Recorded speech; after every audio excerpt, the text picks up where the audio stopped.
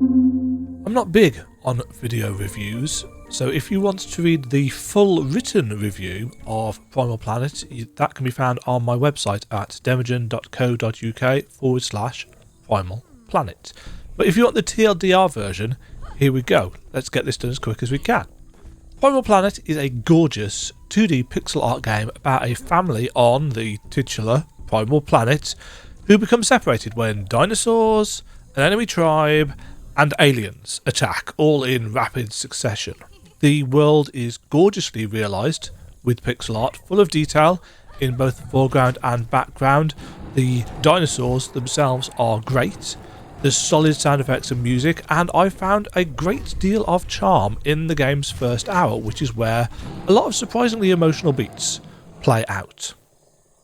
Combat wise, the game gives you plentiful options, from a basic club to throwing darts, a spear. You can temporarily buff your weapons with fire or poison or lay down traps, and your capacity of these things or damage of all of these things can be enhanced with skill points gained from killing enemies or finding special shrines or cave painting sites around the world. However, I never really found the enemy AI complicated enough to really warrant using much of anything except the club, especially after a few upgrades. Whilst there is some AI, the dinosaurs do what you'd expect them to be able to do, though with some caveats. I never really expected a Triceratops to be able to jump up ledges that high, but it's not complex. And enemies just kind of flip their sprites left and right when they turn around, which leads to some really weird hit detection in places where you take damage from an enemy's abdomen. For example, when it's animated to look like it's biting you, but you're nowhere near its mouth. It's quite simplistic in that regard. Not bad, but not great. There are a few different biomes to explore, but the majority of the world is taken up with subtle variations on foresty, jungly type places, to the extent that it does kind of get a bit repetitive and samey despite the beautiful pixel art. The deeper purple jungle, with its poison plants and its bouncy mushrooms, feels much the same as the more open jungle, even if it does have ever so slightly different mechanics. It feels like it just needed a little bit more distinctiveness and variety. We might mock the slippy slidey ice world and the volcano level, but those things really would have helped, I think, a bit in diversifying the biomes. There are also underwater sections, and I'd have to say that those are the most visually distinctive of the biomes, but they come with the disadvantage of being slow and cumbersome thanks to a lack of underwater movement abilities. Now, Metroidvanias are very much tending to be defined by their powers, their ability gatings, and Primal Planet unfortunately does fall quite flat here. You can pick up a double jump and an air dash through skill points at any bonfire as long as you've got the skill points, and you just get those from killing enemies. So they're easy to pick up. And there are also a couple of key cards out in the world that let you into secret alien nooks, but that's really about it. And thinking back, I can't really remember any locations where these upgrades, the double jump, the air dash, were absolutely mandatory either. I don't know whether you actually need them. I haven't checked. But as a general feeling, yeah, it does feel a lot more like a Metroidvania-lite experience than a full-on Metroidvania to me. It would be remiss of me, I think, to not talk about the crafting system. Much like in Horizon Zero Dawn, you can craft and upgrade your arsenal as the game progresses, which means that you will need a pretty steady stream of resources to keep stocked on meat for cooking to heal, and resources for traps and spears, etc. Which means that the world is absolutely full of crafting resource nodes in place of, unfortunately, more interesting things like Metroidvania powers, health upgrades, etc., all of which are governed by skill point acquisition. As I said, that's just from killing enemies and finding trees and special shrines where you can do cave paintings. I got to the stage where I wasn't really enjoying poking every nook and cranny because I knew I was either going to get a skill point or more crafting materials, and if that's all it is, it's not quite enough to grip me.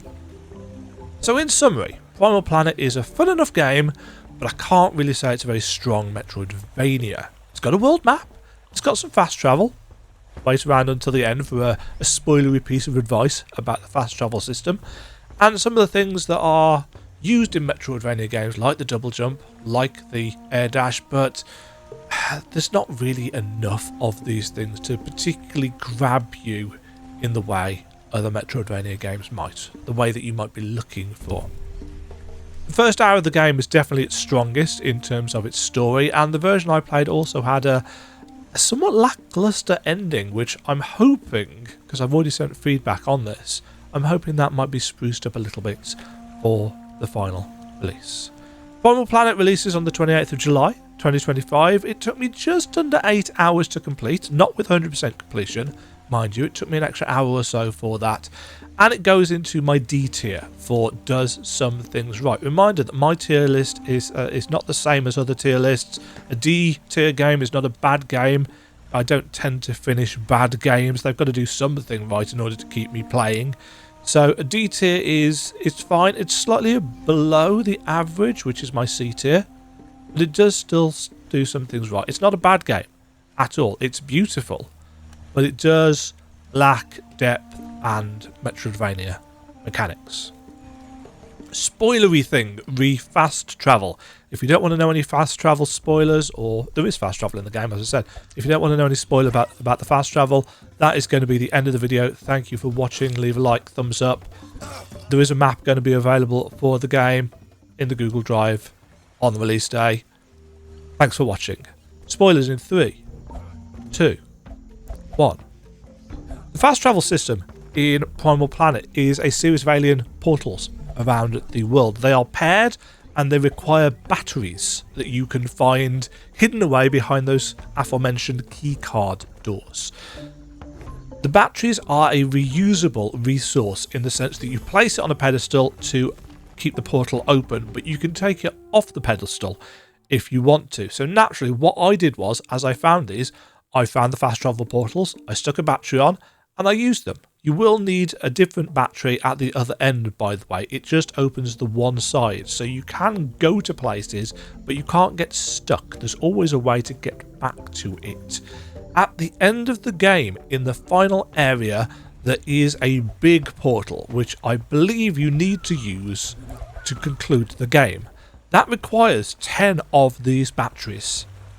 So if you, like me, had left the batteries in the portals all the way around the world, that means you need to go all the way around the world again just to pick up the batteries and make your way back to the end of the game. It is not a great feeling. I wasn't massively happy about it, and if I'm honest, the fast travel in and of itself I did not find very helpful. It was not really particularly useful, so don't bother. Just keep the portal batteries in your inventory. There are more out there on the map than 10,